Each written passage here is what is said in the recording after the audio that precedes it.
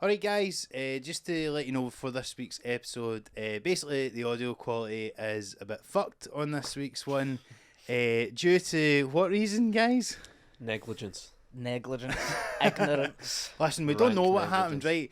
There's no footage to prove who did or didn't fuck up and forget to actually record on these mics that we might drop in right now. Right, sweet. Nice All one. good. How long was that? Shit.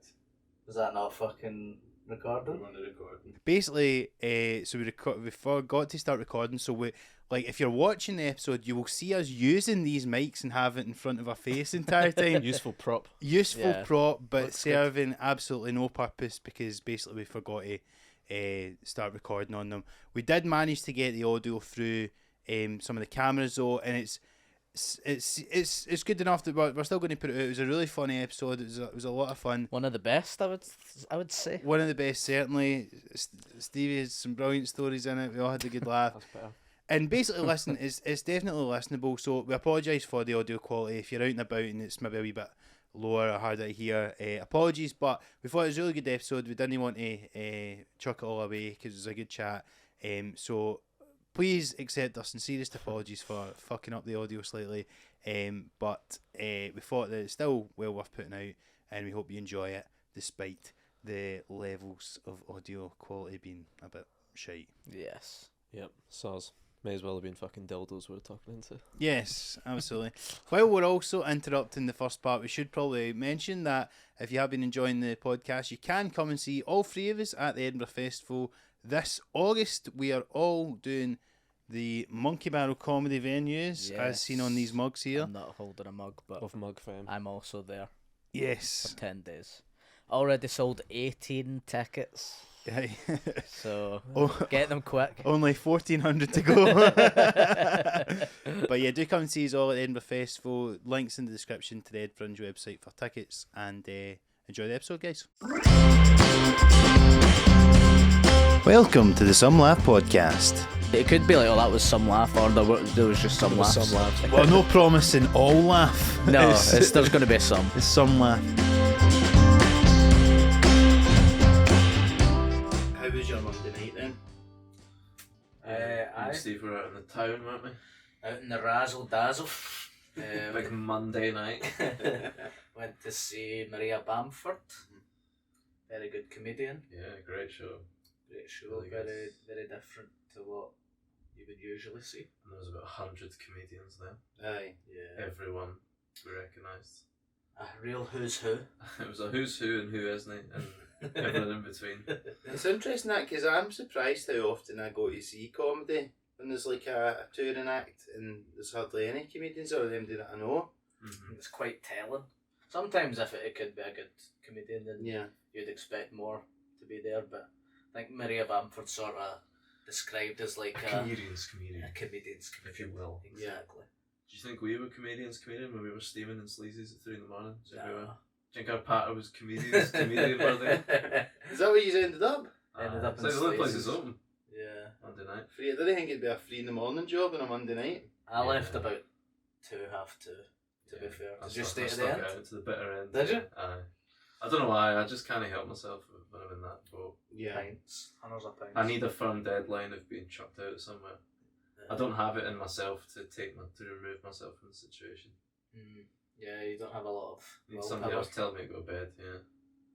Proper 3 AM kebab job on a Monday morning. Just fucking shite Tuesday, awful Tuesday. Because we'd went out for dinner before Maria Bamford, Bucks Bar, shout out, new sponsor.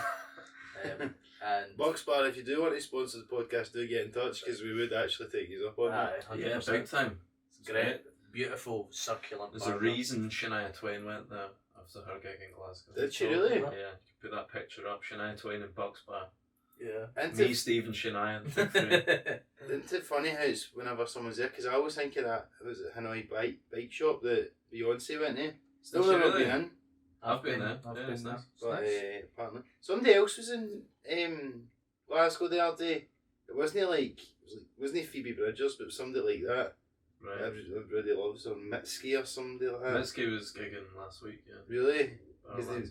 they went to some place in Glasgow and everyone was like, oh my god. Well, I mean, what do you want her today? I Just sit know. in the truck and have a fucking KFC. Yeah. You need to Of go course she's somewhere. gonna go for dinner. She's gigging.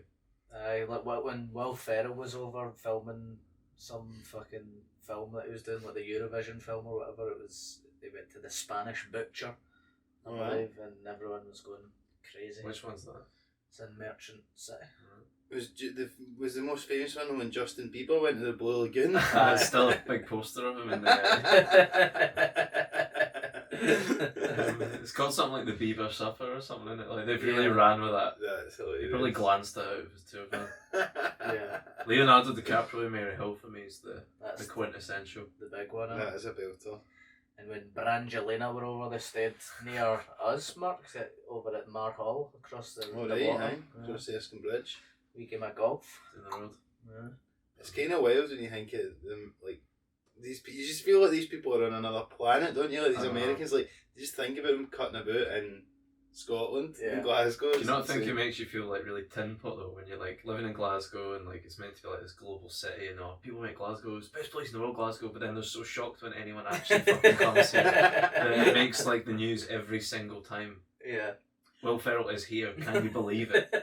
There was It's a full story. see, I was doing a show in Edinburgh the other week. There was these lassies that came over, like they were visiting from America, and they came to my show, and I was speaking to them after, and they're like, "Everybody's so friendly here, and oh, we love Scotland and all that sort of stuff." And like, they were saying that basically everybody they met was like asking them, "Why Why you came What are here?" you doing here? Why? Yeah.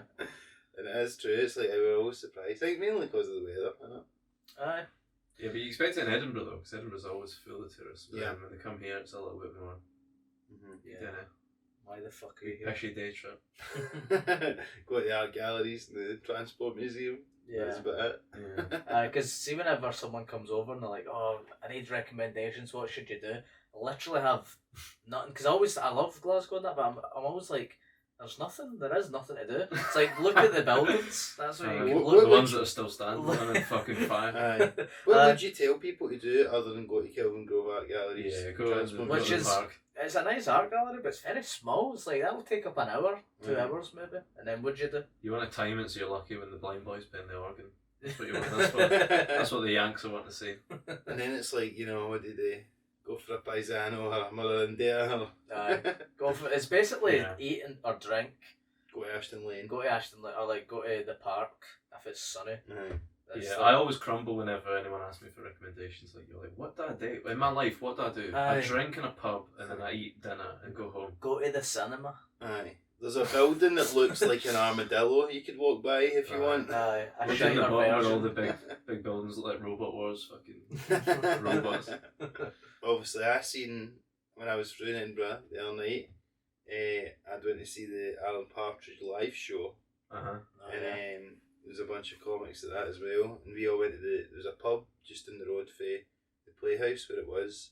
And so and it was just like the kind of closest place it was open. I think a few of the busier places had shut. And about half an hour later, I'm obviously a big, as you are, Stu, big Alan Partridge super fan. So I know the writers, I know what they look like. The Mhm. guy, the Gibbons brothers are called, that like write all the new stuff with Steve Coogan. And so they walk in the pub and I'm like, there's the Gibbons brothers. And then my mates turn like that. And there's Steve Coogan, right?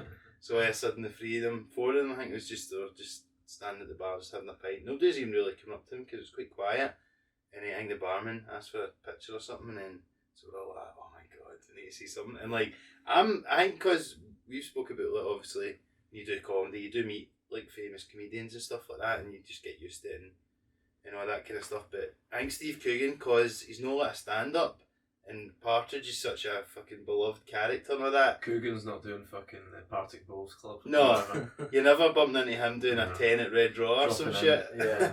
So like he's pure up there in your, in your pedestal, and so we're all like, fuck, I need to say something and all that stuff. And Liam, my mate, he's like, I'm getting a picture, and I'm like, there's no way I'm getting a picture, right? 'Cause Embarrassing himself. I think Steve Coogan, like, I would imagine he would be a bit sort of like fed up with that type of thing, just from his public persona and stuff like that. Also, just like, I guess a lot of celebrities kind of be asked with the picture thing, but I don't think there's any harm in just giving a wee, oh, great show, or I'm a big fan. And but so basically I just went up when I was leaving to go back to Glasgow anyway, so as I was leaving, so Gareth, our mate, had already kind of walked by to go for a fag, and he'd sort of just said, "Oh, good show," and all that. So I went up and I was going, "Oh, great show, guys," and then to like show off, I was like, "Gibbons Brothers," like, you know, because they're obviously no the performers. They're So not like, getting recognised. they're not getting recognised that much. So I was like, "Gibbons Brothers, love the books and all that sort of stuff. Good to meet you guys. Have a good night." And like, seeing I said like, "Have a good night," like, and it was just that brief thing, and I was like literally like that with my hands, like having my hands up as if I'm like, I'm not here. I'm not armed. I'm not armed. Costume. But I was like literally doing that, and then like I could see Coogan looked a bit relieved, and he was like, "Oh, thanks very much." Like probably also like, "That's my Thank country God, this Glasgow." guy's He's like, but like they looked kind of like, "Oh, cool, he's no asking his friend or whatever." Yeah. I was just trying to kind of be nice and saying, obviously, I'm a pure fucking stan. Fan. So I walked out, but then as I walked out, Gareth was still out smoking, and I was like, "Did I go back in and just pretend like I was going for a smoke and just seeing what happens?" Didn't you want to leave? Like, you just, it's weird because like, one of your heroes is in this Yeah. pub, and then you just leave, and then our mates were still there. Yeah. So I'm like, what if I leave and then they have this pure amazing interaction with him and all Have this a stuff? lock in with them and shit. Have a lock in Yeah. with him, pure, you know, become best mates. He's and telling you have- about everyone he's shagged in the 90s. I don't like Courtney Love and all this shit. And so I was like, oh fuck, so I left and I was pure like, oh, I hope they, you know, didn't have some amazing night. And then I seen Liam had posted, he got a picture of him, and he's kind of like cooking, and it's kind of like, Yeah, he looked like he didn't want to be in that. looked like he didn't want to be in the picture. And I asked him, I was like, oh, how'd they go on? And he said, I went over. He said, it was so awkward. He said, we went over, and he said, can we get a picture? And I went, okay. And I was like, I'm so glad that I done what I done now, having heard how that went. I'm seeing the show next month, and I hope I'm not even in that situation. Oh, Because yeah. I'm capable of anything from not going up to them to being like full Jed Maxwell, like Yeah. show off my belly, tattoo his face. Could be anything, all bets are off. Yeah. Yeah. You ever had like a celebrity encounter like that? No, I was trying to think, like, as you say, we meet famous comedians and stuff like that, it's a bit different. Yeah, because you don't. It's awkward in this situation where you are a comedian, Your you're on the colleagues. bill with some of your heroes potentially, Aye. and they are kind of I always colleagues. think it's strange when, like, you'll maybe see someone less experienced or whatever, and they want like a selfie with the person. It's a bit like working in an office and asking for a selfie with someone. 'Cause you're like, oh my god, Yeah. Tony from accounts, you're my hero. You know, it's a bit weird. You had that really. Well, I remember you telling me that awkward story about Red Draw, with that wee guy. Me, Do you remember? And, with Frankie Boyle. yeah. Aye, and fucking Oh, it makes so me cringe. cringe. It was like this wee guy, first gig, Red I Draw. mean, imagine how exciting that is, though. First gig in Frankie's. Frankie 100%, Boyle yeah. sitting there in the green room, and there's like 10 other people just going on, and he was like so excited, and you could see him, he kept looking over, he wanted to make eye contact with Frankie, Yeah. and Frankie's just got his head down going through his jokes. And then he phones his mum and he goes, Oh, Mum, no. you'll never guess what. I'm on the bill at the stand, and Frankie Boyle is here, and And he's is like, he doing this in earshot of Frankie? Frankie's sitting there. I mean, he's the sitting room here. is smaller than this room. Yeah, it's a tiny room. He's looking at him whilst he's saying this thing to try and get a reaction, and Frankie just didn't bat an eyelid, just Fucking hell. looking at his jokes, and then he hung up, and then so fucking How did cringe. the guy get on? Died in his arse. Oh, you I know assume what? he's not on the circuit because you're comfortable just fucking slagging Yeah. I this don't guy. even know what the guy's name was. I think No. that was his one and only gig, probably. One and Yeah. done. Yeah. But it's and saying that because there's been times when I don't really pure what I like name drop and stuff. But like, I done that gig at Monkey Barrel and fucking James Acaster was there Sure. in the audience, and it was like as soon as he walked Rather in, you than me. my heart, yeah, because you were saying that I would rather not even be in that situation. Yeah. Even though it's like one of those things where it's like this guy I admire his all his shows and stuff, and he's an amazing comedian. Just your heart's racing when he's on. It's like, oh, he's gonna watch me do material that I hate doing. You're doing Old crowd pleasing stuff. stuff. Your heart's not in. Yeah, because it was just before the Fringe, so I was doing stuff, or it was during the Fringe, I think. So I was doing older stuff, so I didn't need to burn the new stuff in case people wanted to come and see the show. Yeah. Can't So- explain that on stage to Acast. Exactly. By Yeah. the way, this is all my worst stuff. I'm doing that now, James. Big fan. But the gig, it was good and stuff, and then I met him afterwards, and he was complimentary, and it was nice to meet him. But it was just that thing where it's in the back of your head. And I Yeah. always say that it's like my new motto after that was going to be like do material as if James Acaster's in the room, like Mhm. stuff that you're happy with and proud of, rather than mad shite stuff that you Like don't the think's opposite gonna be of good. dance, like nobody's watching. Like, be extremely aware of who's watching. I did a gig once at Yes Bar, RIP, and Ramesh Ranganathan was on. Yeah. And I was quite new and everything, but I was very, I didn't want to be in a position on him in any way. I was like, oh, nice to meet you, and that was it. But it was back when, I don't know if you remember, but they used to have these big like cast iron stool things at the back, and I was like, I tried to sit on a stool and it's really pitch black, and I fucking knocked it over and it made like the loudest sound you've ever heard. Noisiest chairs ever. It's like the worst interruption I've ever done through anyone's performance. It was like Ramesh doing like a 10 drop in at Yes Bar. He's like, what the fuck is that noise in the back there? Just basically ruined the fucking gig. Oh my gosh.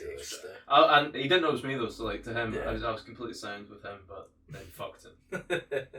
It's a good rule of thumb that though, because it does because if you just imagine that somebody that you really respect artistically was watching and judging it, would you do the stuff? Yeah, no, probably not. And if Yeah, not- but that's part of the job though, isn't it? Like, it's not really, like, you need to just play to the audience that's there, don't you? Yeah, I You know. can't just play to the comics. yeah. That's true. And it was one of those things where I had stuff that I preferred doing, and it was newer stuff. But like I said, I didn't want to burn it for in case those audience members wanted to come and see the show. Yeah. But yeah, it was in like the time of when COVID was kind of still a thing, and he came up to me and he was like, "All right, mate," and he kind of shook my hand, and as soon as he done it, he went, "I don't know why I did that." I was like, "Neither do I," and then we both like got loads of mad hand gel, and we're just. That's what you want like from that for someone when half you an feel hour. inferior to. It's time to make an arse of it, like. You said to him, he's like, "James, you should always act like Jason Leach is watching. Never shake hands during a pandemic." Like Professor Chris Whitty is in the room right now. Have you met anyone famous from like a bit like not comedy or? I'd met Jibril Cisse. I don't know. What did he make you act? He loved it. Perform like Juro Cisse is in the room. It was like a school trip down to Anfield and Old Trafford, and he was playing with Liverpool at the time, I'm sure. A school trip to Anfield and Old Trafford. Yeah. That's It would be weird if you met him at Anfield and he wasn't playing for Liverpool. He was over at Old Trafford. Training. So I was at Anfield and we were like waiting on the coach to take us up the road, and Jurgen Klopp. No, that's before his Oh, time. yeah, enough. I was just Well, trying to do I the mean, coach Gerard that comes up. Houllier or some shit like that. Aye. Rafa Benitez, maybe. I think it was Rafa. I think it was Rafa. Because this would be about 2008 or 7. So he was coming When in they were the in the gates. doldrums. When they were in the doldrums, Yeah. the team was pish. Yeah. Is that not around about when they won the Champions I League? think they won that in 2005. Was I it? say? Anyway. Yeah, he just drove in into the gates in his big fucking stupid car with like loads of man. It was like his hair was like blonde with weird shapes and all that in it. And that was what the bonnet of his car was like. Big fucking lion in the front. I got a wee picture of my shitty Sony Ericsson phone, like 3 pixels. Imagine being so rich that your car is literally like a Pimp My Ride. It's just happened it just happened naturally. I fucking love Pimp My Ride. What a show. You're taking your car into a garage with a picture of your haircut like Yeah, that. can you do this, please? And he just rolled down the window. We were waiting in the coach, but he assumed we were all wanting like autographs and shit. So I was too awkward to say. I was like, aye, okay. I'll ripped a page out my jotter. I was like, yeah, I'll take an autograph. So he was kind of preemptively was giving me an autograph. I actually see, just thinking about football, isn't it? I actually done a gig just a couple of years ago, like I think it must have been 2019. It was in Glasgow Central, like hotel or whatever it's called, and it was a corporate, and Massimo Donati, who used to play for Celtic, was there, right? And I didn't know why he was there. I didn't know why he still lives in Scotland or anything, but like he must do. And but basically it was like one of those gigs where it was like for NHS staff or something, and the guy seen my stuff online and booked me. Basically, I went up in the middle of the room after an award ceremony for a football team, and like, so I'm just standing in the middle of the room. Nobody even knows that I'm there. People are just chatting away and all that. I'm literally talking into this mic. Nobody can hear me, and basically I'm a man standing there for 15 minutes, just like saying words into the into the void, Yeah. and the only person listening is former Italian Celtic midfielder. He's still Italian. He's just a former Celtic midfielder. Massimo Denai is just standing there watching, just going on like. And I'm just like, I remember seeing you score against Shakhtar Donetsk in the Champions League, and now you're watching me die Mars. He had some ropey performances for Celtic as well. Yeah. We've all had our good games and bad games, Massimo, alright? Let's be honest. So. Did you used to have like a wee autograph book when you were wee?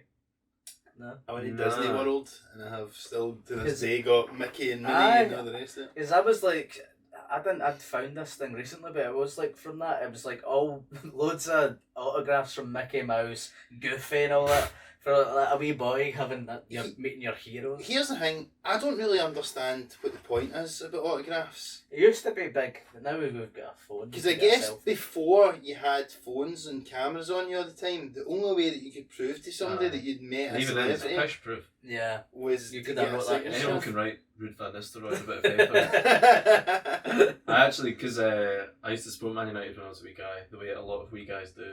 And so I've actually got a good one. I've got an autograph book. It's something quite tenuous, like my auntie's pal's uncle or something like that. Yeah. Was like a physio at Man United Alright. for like a season. So Right. I've got like, it was when, so I've got like Juan Sebastian Veron and Ruud van Nistelrooy and fucking John O'Shea. It's just like a real ragtag mad Yeah. team, but got it in a book. Oh, it's pretty good actually. Actually, my auntie used to work in, she's a nurse in like whatever hospital it was that Henrik Larsson went to when he broke his leg, and she got his a wee signature, and he spelled like he wrote the 7 with a wee dash through it, and so see for years after that in school I'd always write That's a for you, 7 with big a man. dash. Yeah, like that was what I'd done for years because of Henrik. What's the shitest autograph you've got other than like Goofy? I've got Stephen Presley's on a beer mat. 10-inch beer mat. Stephen Presley. Did you meet Stephen Presley in the pub? Well, it was when I used to play football for a team when I was like 10 or 11. In Coogan United was out there. And he was like at our like end of season awards or something, like one of our coaches knew him or something. So I've got Stephen Presley's fucking name on a 10 somewhere in my mum and dad's That's house. brilliant. That's brilliant. See, you talking about that as well, it's reminding me, like, I remember doing this gig, so there was a ill-fated gig that ran in this place called Strip Joint in Finniston. I did that. Not an actual strip joint for listeners, just it was just a place called Strip Joint. It was just like I don't know, what did they sell? It's like a restaurant. Burgers and Burgers. just Still vinyl steak records now as well. strips. Did it? Yeah. Strangely. So anyway, it was a terrible gig, right? But one of the nights that we done it, maybe the first night it ran, it was a night of like a Scotland game. It was like a friendly game. They were playing at Easter Road against some fucking shite team, and basically Gordon Smith, who was not too long before this the chief executive of the SFA, was in that pub watching the game, unbeknown to him that they're about to turn off the sound so as that we can do a fucking show. So like, I just always remember like doing a gig where I ruined Gordon Smith's enjoyment of the Scotland So game. it's like that cut Massimo Donati warned me about. He must live near me or something. I see him all the time. Gordon Smith. Him and the drummer from Franz Ferdinand. Never done seeing those. Oh, aye. Those guys. I couldn't pick out the drummer from Franz Nah. Ferdinand if you. I couldn't. I could. Never met the guy, but I cross paths with him all I the time. honestly would be surprised if I could tell you the main guy in Franz Ferdinand these days. I've not seen him in a long time. Blonde hair. Alex Kapranos. I'd know him. No, I couldn't. Remember in Escape, it was they had that football thing for a while. Uh-huh. Don't know if you'll be familiar with this. They had Kevin this- Keegan do it? Kevin Keegan, right? Mm-hmm. I'd love to see Kevin Keegan. I met- I met him actually. I yeah. met him, so me and I had like my wee birthday party there or whatever. Yeah. Maybe like 12. Did he not have like his own soccer schools? Like Keegan's like. This is not one of what those Academy, is that one of what that those was? things, and it was like I think it was maybe like the opening week or whatever. So he was there and he was doing some of the coaching stuff. yeah. I've been coached by Keegan myself. But, It's Who is quite he? a tricky wee winger actually. He's like, he's a team talk. I would love it if we beat them. So if you're taking it dead seriously. He's got to go to Glasgow Green. He's got to get something. who did he play for? Newcastle. Played in Hamburg, Germany I and think he stuff. played Aye. Aye, Hamburg and that. Did he play for Was it Liverpool? He played for Liverpool, didn't he? Yeah.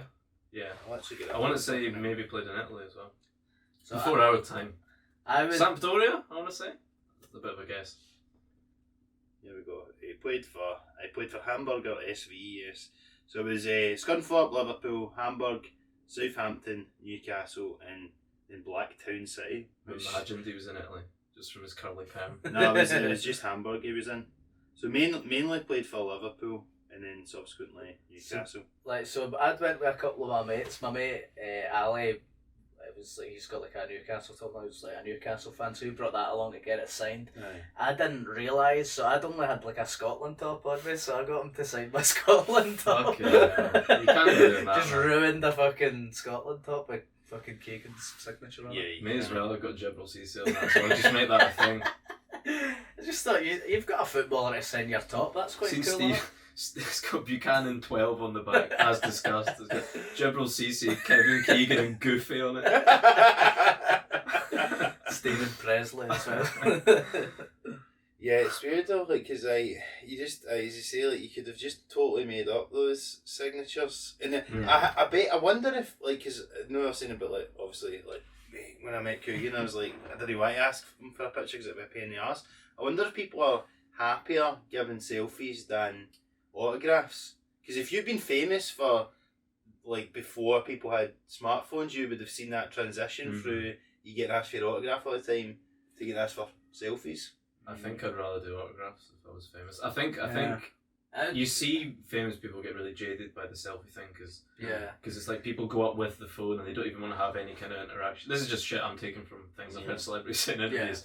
But they've already got the selfie and everything. They just want to capture you. I think also one of the problems is they're not even ready with it, so they'll go up and they'll have to like scroll heat's through. cut off and the flash is on. And they'll have to go onto the app and then fuck it and all that, and it's a lot of waiting. I've seen that happen to famous people. Yeah, I've actually got a bit of guilt when this was like years ago now, but like we bumped into Billy Connolly at a Celtic game, and it was me and my cousin wanted a photo with him.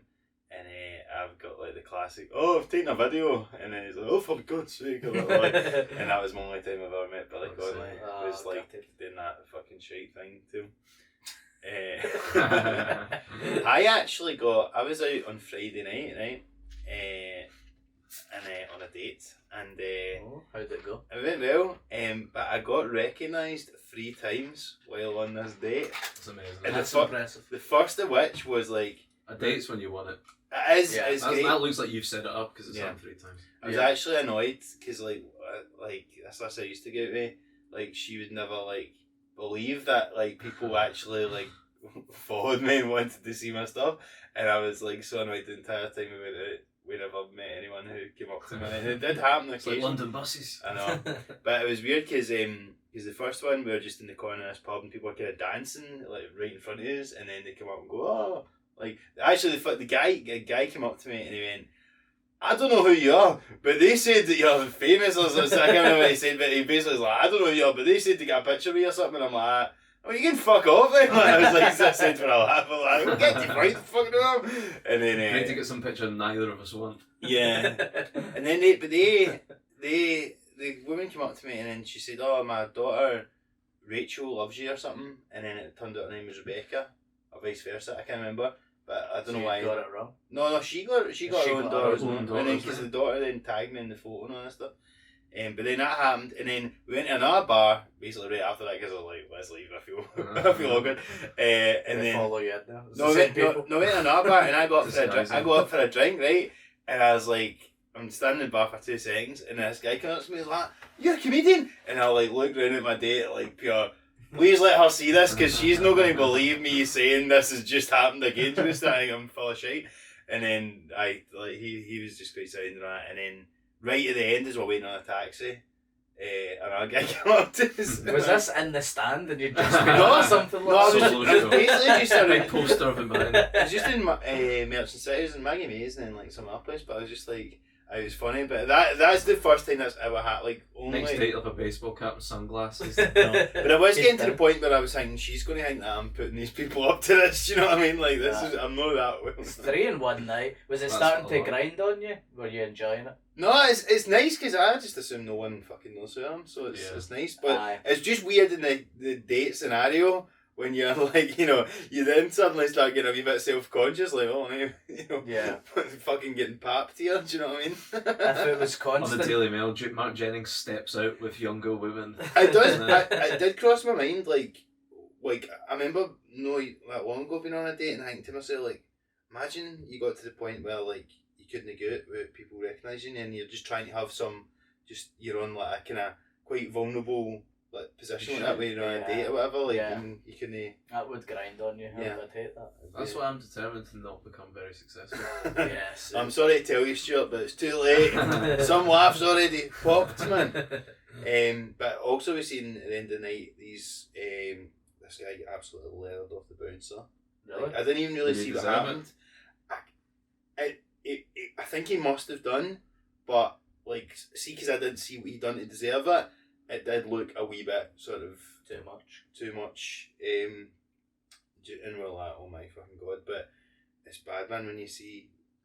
You don't really see that a lot. Like here, I always remember going on like lads' holidays and the bouncers would be fucking certified insane. Like I went to Zante and there's a place called Cocktails and Dreams. It's like to get in there, it's like a huge set of stairs to get to the top. Like honestly, about 3 flights of stairs to climb it. And a bouncer kicked a cunt down the stairs. Oh my god! And fucking mental. Yeah, Just because he was like steaming. Our mate Chris as well. I think he fell asleep in a club and woke up to a bouncer punching him. Jesus Oh my fucking god! Because he Christ, fell that's dark. asleep. Yeah. I'll wake you up. That will wake you up, man. Fucking hell. I know. Have you ever seen any kind of? Weirdly, actually, I don't be a Flights, dick about it, but I went to the gym at about 1 a.m. last night with my flatmate, and I forgot it's like a bank holiday, so the town was just like, Yeah. off its nut.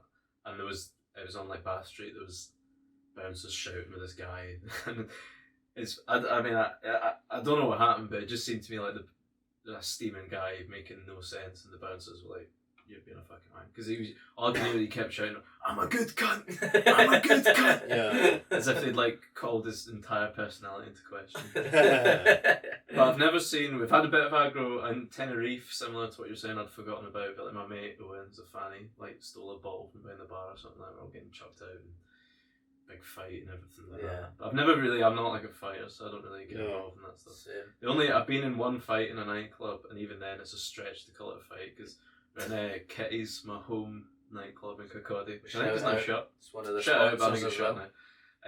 Kitty's Candies turned into a strip club called Sin for a while. I'm not sure if that's still there. I've not been back. Anyway, one of my pals was a bit like, he's a bit more like we small man syndrome kind of thing, like looking for loves going to the gym, like looks for trouble kind of thing. Mm-hmm. And he like didn't like the way this one guy was looking at him. Sure. Classic. You're like, what the fuck is this all about, lads? You know. So he starts fighting with this guy, and it's all kicking off. And then, but there's luckily for me, because I'm the biggest shite bag in the group, obviously. I was just like standing watching it happen. So like then my second mate starts fighting like his second mate, and it's a bit like in like dodgeball with like the full team. They're all like or like Anchorman or something like that. Like I was squad against them, but we had like one extra, so it was like second guy pairs off, third guy pairs off, and I was like the sub, like the remainder guys. I just walked out behind them with my drink, just like popped it on the side, and like, see you later, guys. So that's the closest I've been to a fight in a nightclub. Yeah. Just walking behind a big fight happening. Well, that's a similar situation that in the ABC in Glasgow, a big fight had sort of kicked off between kind of people that I wasn't with, but I knew them and would kind of, you know people, then you kind of pair up with them or whatever every night. And they'd started fighting this other group of boys, and it went outside afterwards, and this group of lads went into like one of the wee kebab shops or whatever, stole that thing to get pizzas out of the oven, stole one of those and launched it like a javelin, and it hit someone in the back, and it was like pure. I was just standing there like the shite bag, like you, like. So the pure backstage WWE shit.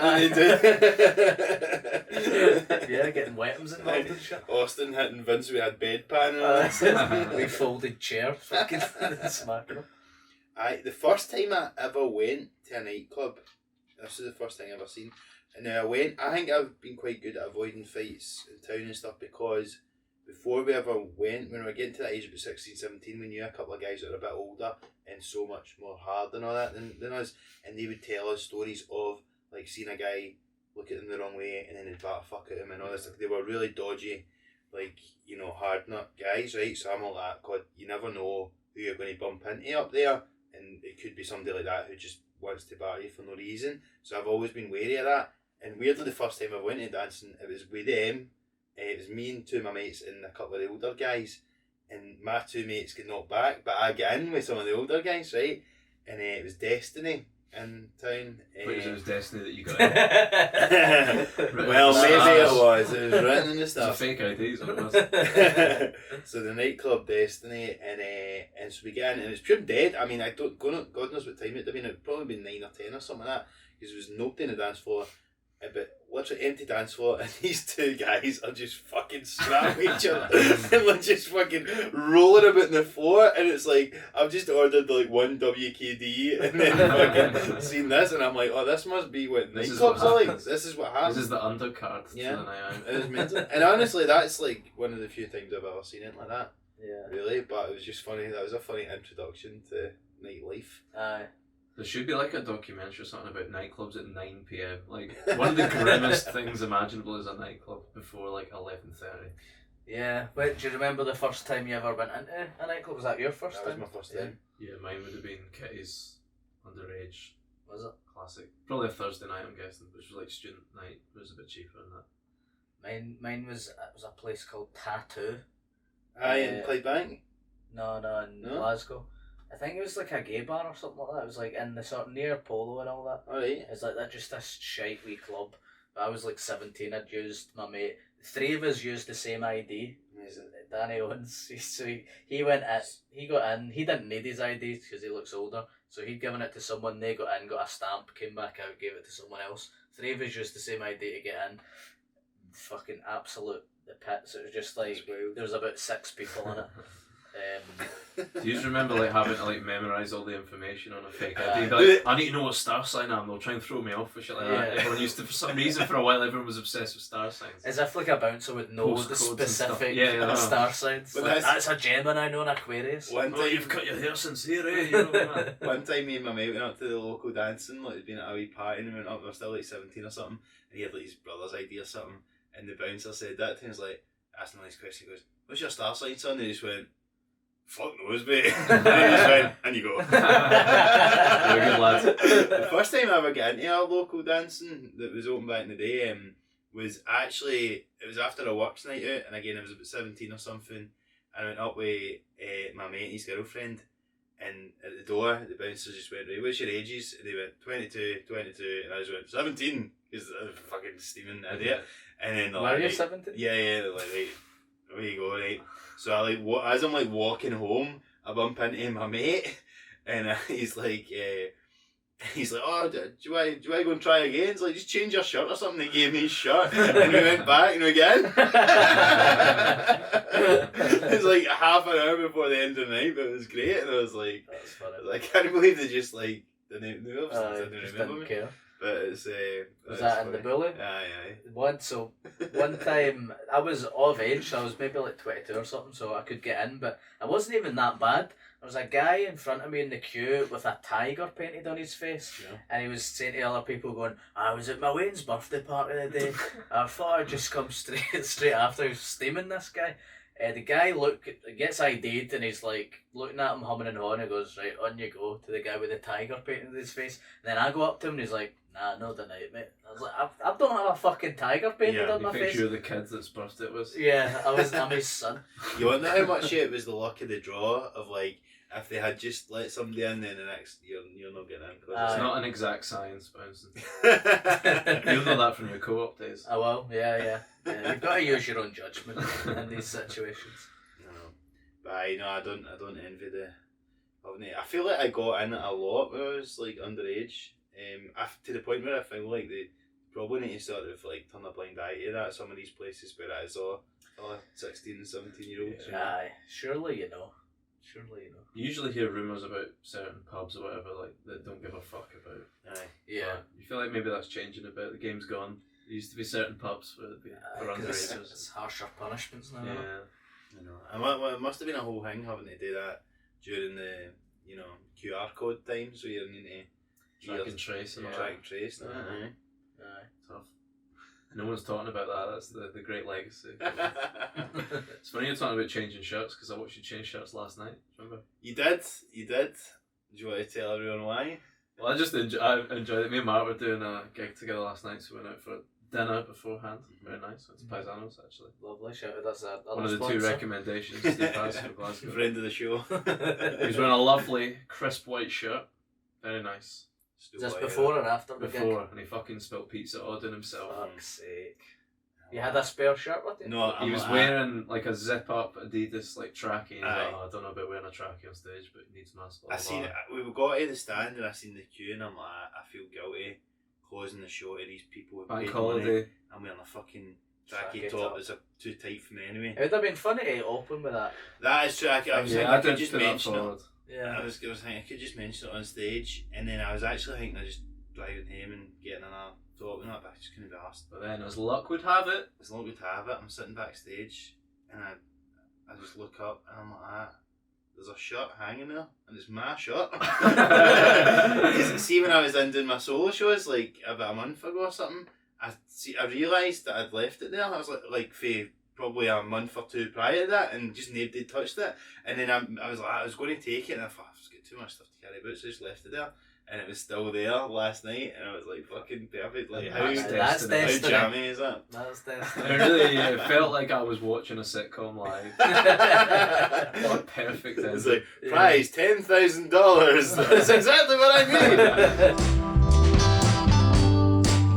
We're recording this a few weeks in advance, so the lead into this story probably won't be as relevant, but obviously, so that MP has just resigned for getting caught watching porn. Can you give a quick summary of? I've not really been following this. Where did tractors come into this? I don't. So he. Is it just bullshit? I think so. I think He that says Sounds like excuse. nonsense, right? the way he sort of says it. He goes, "Funnily enough, I was actually looking at tractors at the time, so I've no idea how he got to porn, right? But they say this will probably be like a month a day by the time this comes out. So There'll be some new sex scandal in the comments by then. Aye. whatever the new sex scandal is, right? Once it leads me on a Stevie B about a story that he has about when you were. What age were you when this happened? So you basically you're watching porn. on stage? I tried it Yeah. once or twice. Aye, okay, Tried I it vaguely once or remember twice. this. So I wasn't sure if it was real or not, but So you used Yeah. to watch porn on your, was it the family laptop? Aye.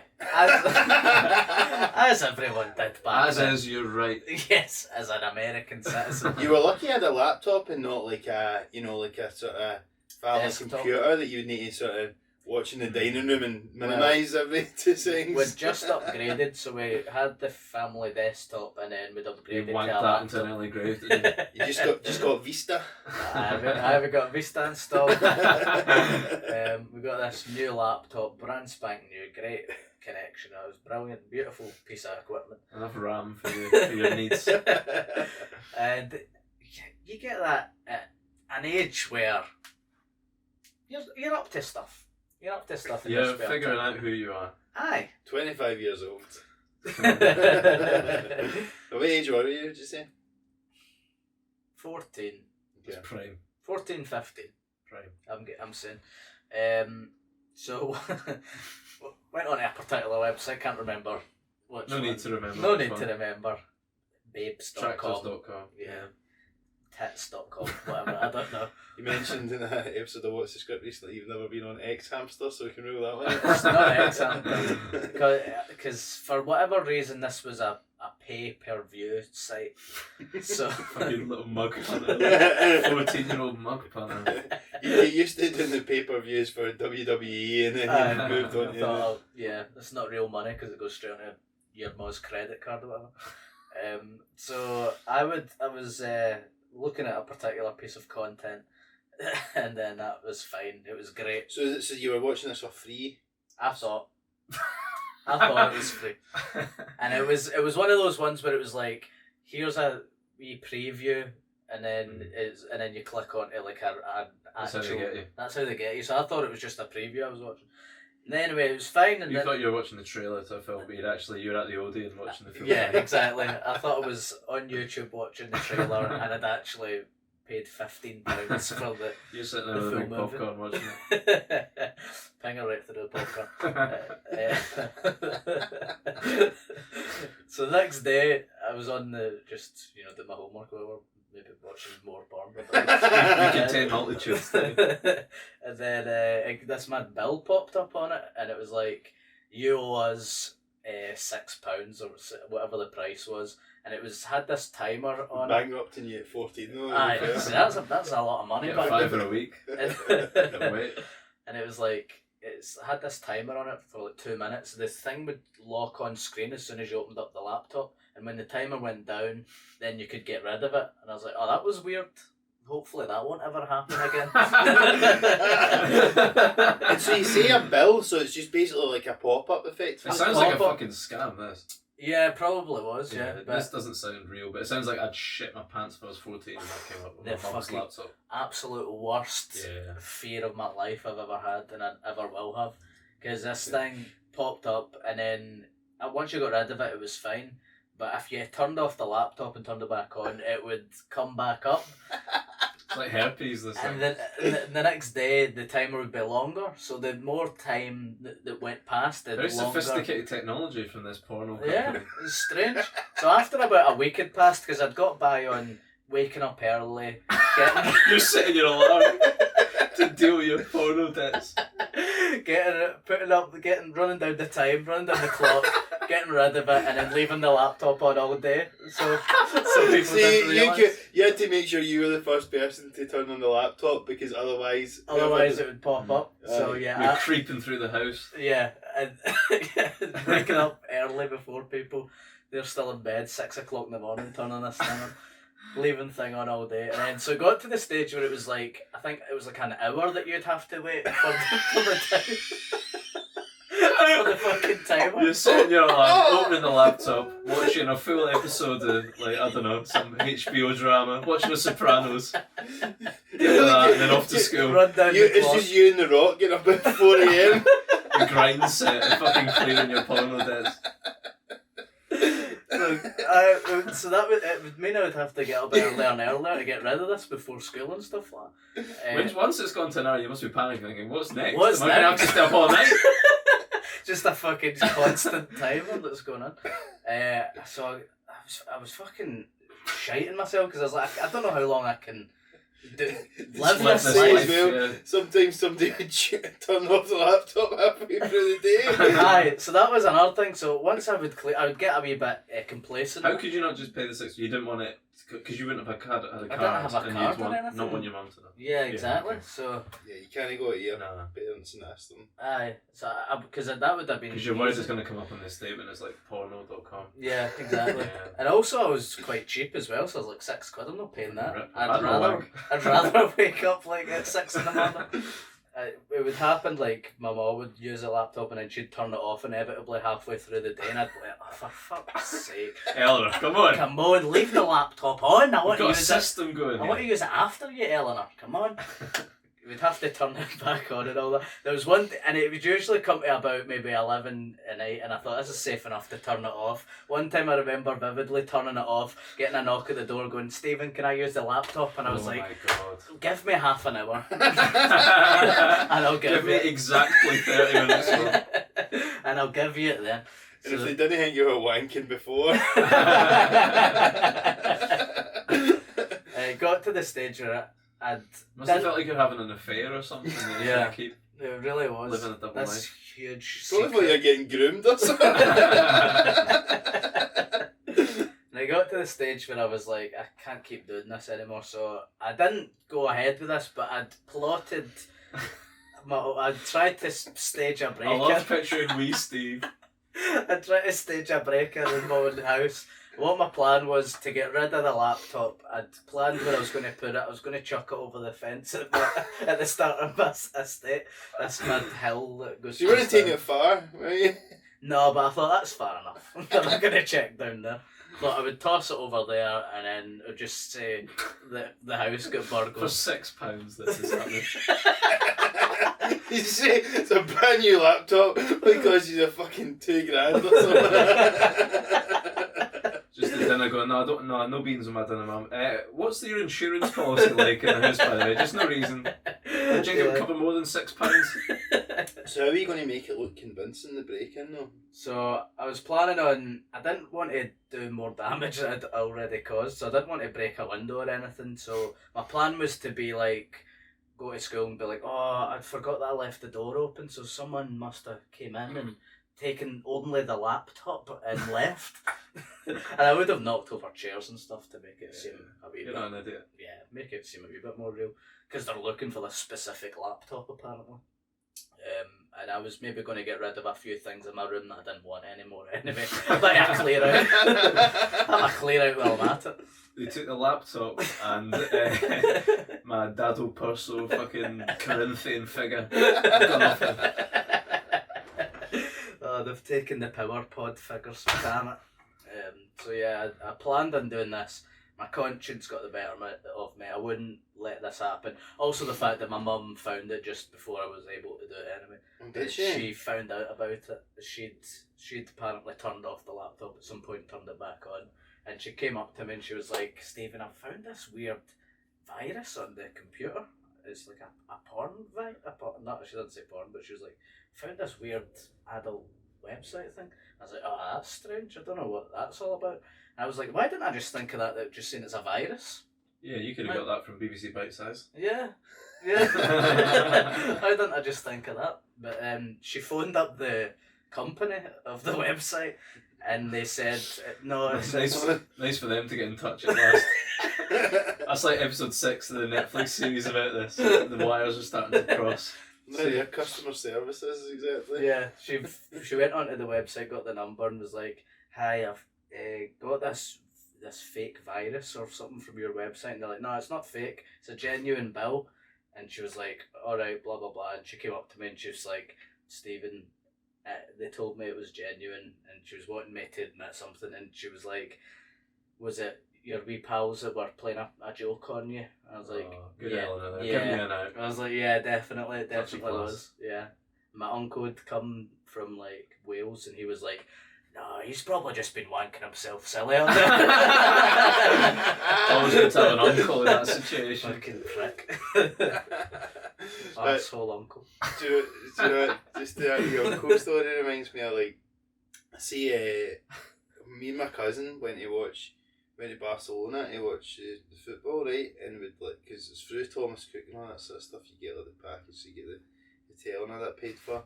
And basically, like, and we had a wee minibar, right? We were like young, so we hadn't really been aware of that. And we had a wee minibar, right? And like, I remember taking a Twix out of the minibar, and I'm like, oh no, I don't want to get charged for that or whatever. So like, I went and bought a Twix and like replaced it. Nice. And then I think like my cousin told his ma or something like that, and his uncle said to his ma, he's like, fucking hell, at their age I'd have been eating a Twix out of a stripper's ass.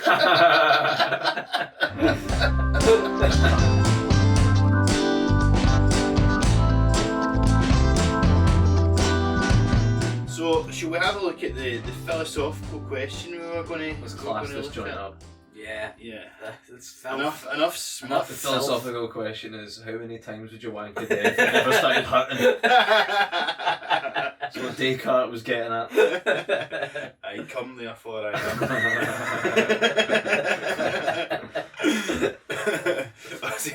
Sorry, I'm meant to be getting all this philosophical stuff. I'll get Kevin Keegan's Wikipedia page up.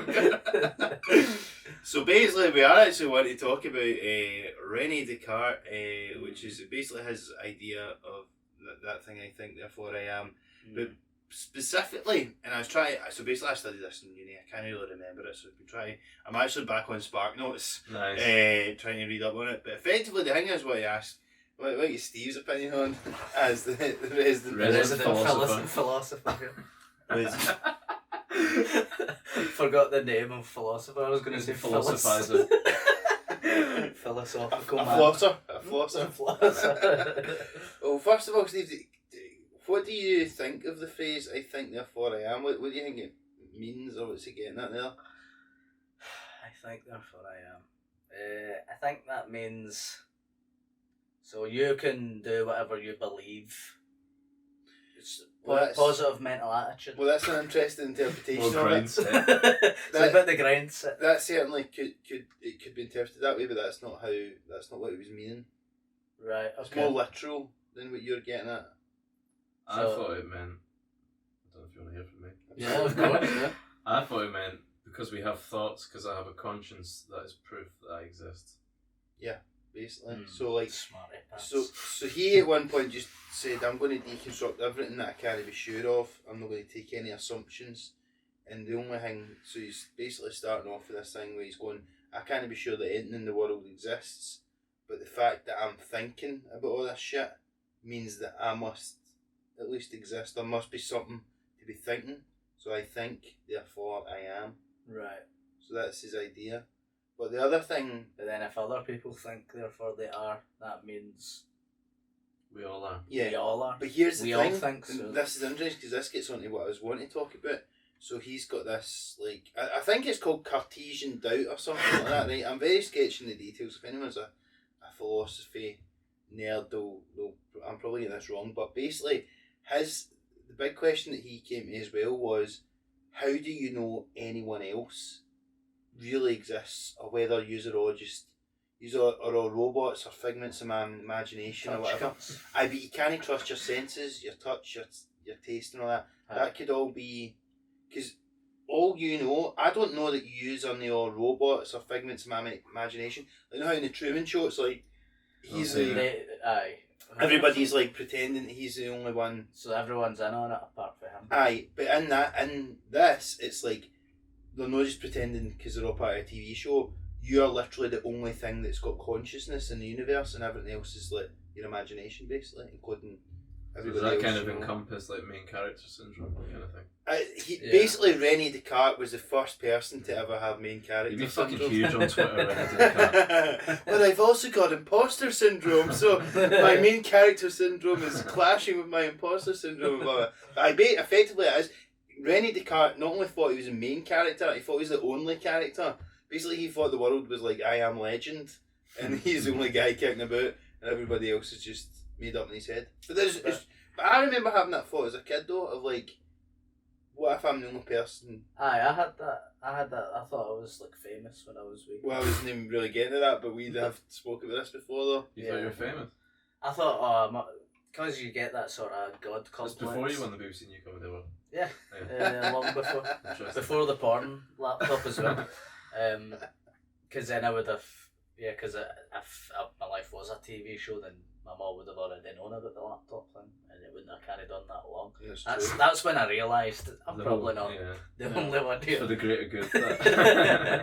But that was I used to like check behind mirrors and shit to see if there was wee cameras. really. And I don't know if it's because I'd watched Truman Show. I don't think I'd watched it at that point. I'd never watched it, but we'd had this discovery where we both had this feeling. Because I remember growing up thinking, "Oh, I wonder if I'm like, I'm the star of a TV show, and everybody Yeah. knows who I am and is following my life, but I don't know about it." And like, to be honest, it would have taken technology that was beyond, the realms of what was possible in the early 90s. That they would, Aye. like the flies that were in your house or something could have fucking HD Cameras cameras and on shit. them or some shit. Yeah. But I do remember thinking like that and going, "I wonder," and wonder if it will be revealed to me on my 10th birthday or something that I'm actually, my whole life's been like a TV show or whatever. Do you think that's because I think for me it was because I hadn't really experienced any proper hardship before, and you feel invincible in a way. Do you know what I mean? I think it's Yeah. probably more of a sign of when we grew up, because you grew up with television, so it's like that whole medium as a message thing. Yeah. So you understand everything through telly, including your own life. So you think my life must be a telly show because all you do fucking all day is watch the telly. And I So think- kids are so indulged that, in your house you are a big deal. Yeah. Aye. Yeah. So, but it's weird because we'd never seen the Truman Show. I'd never seen it for years, I and I don't watched it and think- went, "Oh my god, I can't believe this is like what I thought when Concept. I was growing up." But maybe this movie is to throw me off, thinking Well, that's it. that my life is the same. I don't know if I ever thought that. I don't know if I ever No. thought that. Maybe I couldn't rely out, but I don't remember vividly thinking that. Because I'd be interested to know how common it is. Maybe it's a Glasgow thing. What we would say when we found out, we thought maybe that's why we both end up doing comedy, because you're basically trying to make it become true Yeah. at some point. Yeah. Start of a YouTube show now. Yeah, That's well, I enough. suppose so. But I wonder whether it is common among like just regular people, or whether it is just people that are more fucking narcissistic that get the comedy on it that end up doing it. Aye. So, because I kind of started talking about that in stand up at one point, that sort of me thinking Is my it life not was a relatable? TV show.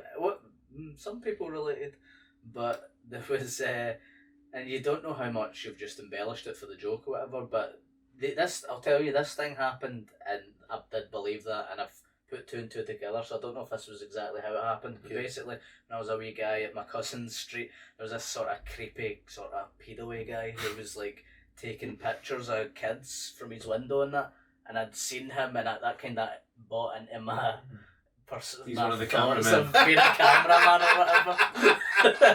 Of going, oh, he must be part of the And show. the police that are like chapping on his door, they're like production assistants or something like that. They're all crew members. So that They happened. must not have been doing a good job. They've taken him away in the van. Because that happened at my cousin's street, and I did believe that, and I So wonder you had a if I've guy just put in two your and two cousin's. together. You had a guy in your cousin's street that was taking photos of kids and stuff. That's my Was he a creepy guy.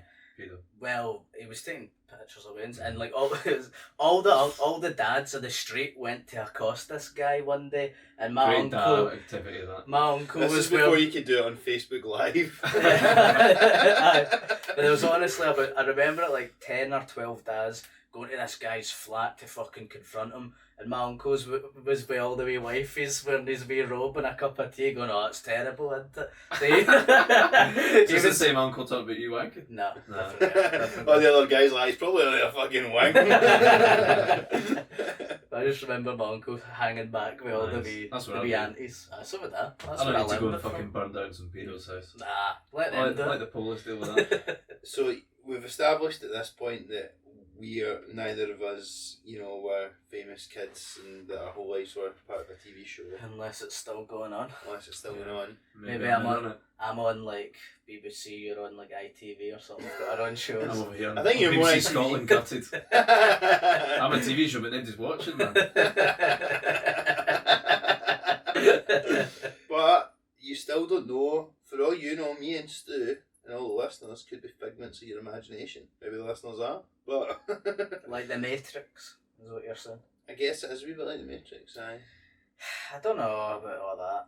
Because that was we spoke. That should be the name of the philosophical book Steve writes. I don't know about that. I don't know about all that. know He about debunks all the famous philosophers. Should we talk about that Plato's Cave thing? That was the other one that we watched. What's interesting about that is Steve brought that up to me, Plato's Cave, and I've never heard them ever come up with anything like that No. before. I was just on YouTube one day and it Did you get popped lost? up. It was Aye. like a wee sidebar one. 4 that minutes, I clicked can on. spare that. Aye, 4 See what minutes you've to said learn there. some things. And that kind of ties into the Yes. Matrix and all that. Uh-huh. It's basically, if you don't know, listeners, I'll explain it to In you. layman's terms. In layman's terms, cunts in a cave, tied up, looking at a wall, and there's a fire behind them, and people passing by behind them are casting shadows on the cave wall, and the people watching this wall, who don't know what's going on behind them, believe that these shadows are reality, until one of them gets cut free, taken out the cave and sees that there's a wider life, there's a real life out there, there's light, there's flowers.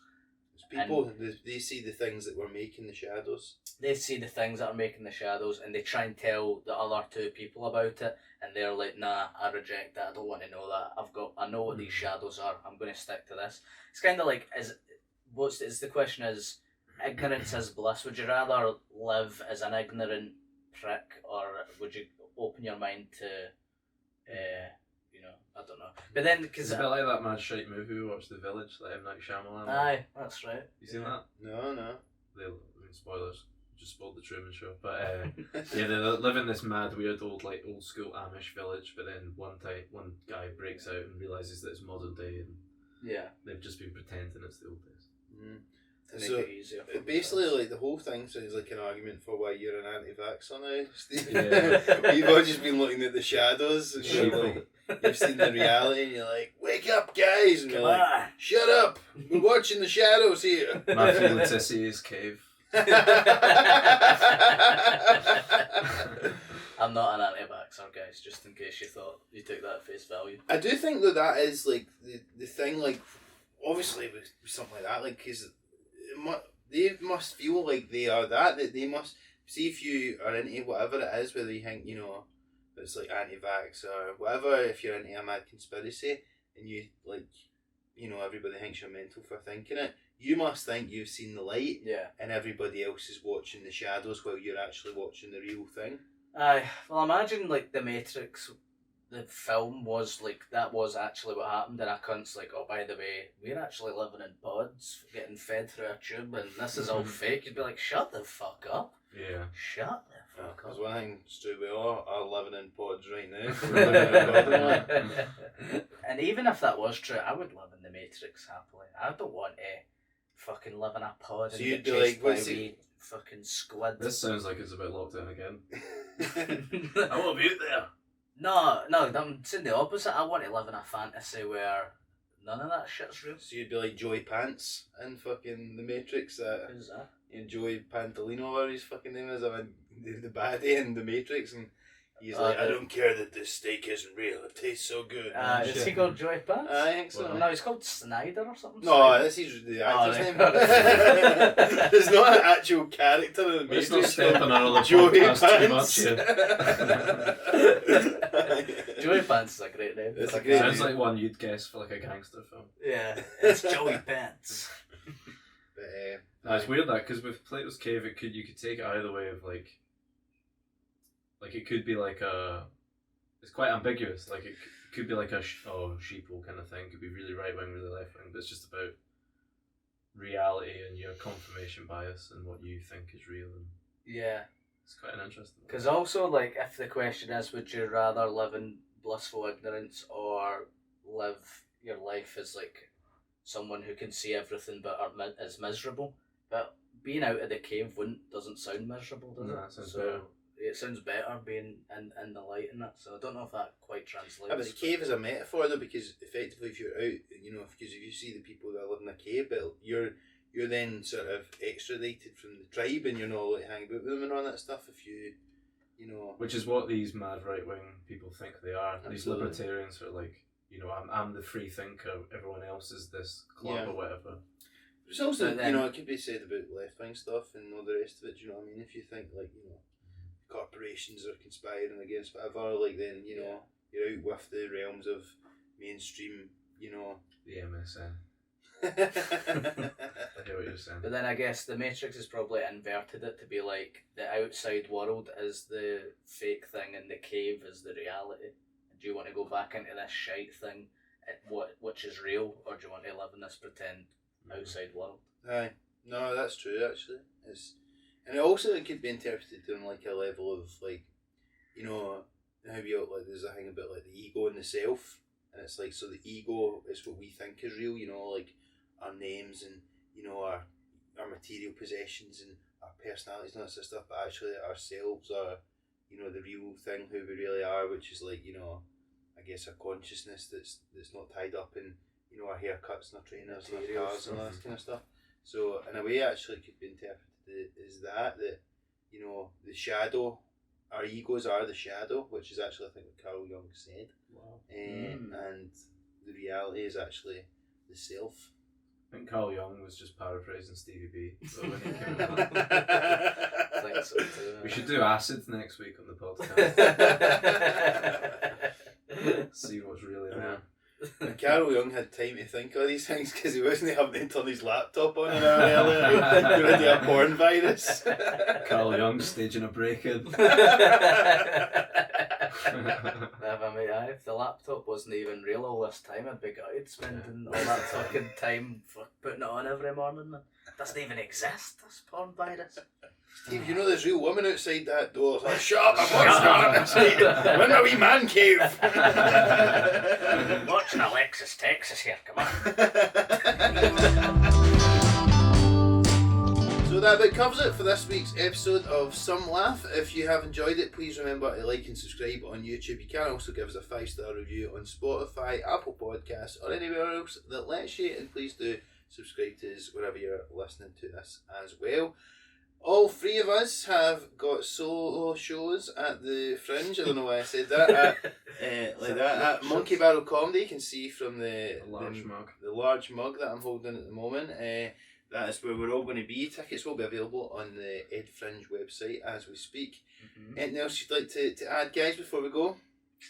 Not really. No, we've got another podcast. If you enjoyed this, listen to ours as well. Yeah, what's the script? First couple of episodes have came out already. You've heard from a incisive commentary on The Matrix, The Truman Show, and The Village there. We know what's what in the world of film. Yeah, we know what we're talking Join us over there. A small teaser of what you can expect. Sister Pod. What's the script? Absolutely. Yeah, so thanks very much for tuning in, guys, and we'll speak to you soon. Yes. See ya. Right, sweet. Nice All one. good. How long was that? Shit. Was that not fucking recording? We're on the recording. Thank you for listening / what is it? Just Just watching? for watching to this one, and It's then not we'll do slash. Slash watching. Thank you for watching Some Laugh Podcast here on youtube.com. A little bit Borat that. Thank you for watching the Some Laugh Podcast with me, Stephen Buchanan, Stuart McPherson, and I'm Matt. not on this one. Just All right. used to the. Fuck. Thank you. You know who you are. This is the outro. Just get it quick. Thank you for watching the Some Laugh Podcast. Hold on. Thank you for watching this. Thank you for watching the Some Laughed Podcast. Please. Laughed. Fuck's sake. You need to join in as well. Blooper reel. Thanks for watching, guys. Please remember to like and subscribe for some more clips and videos very soon. Thank you.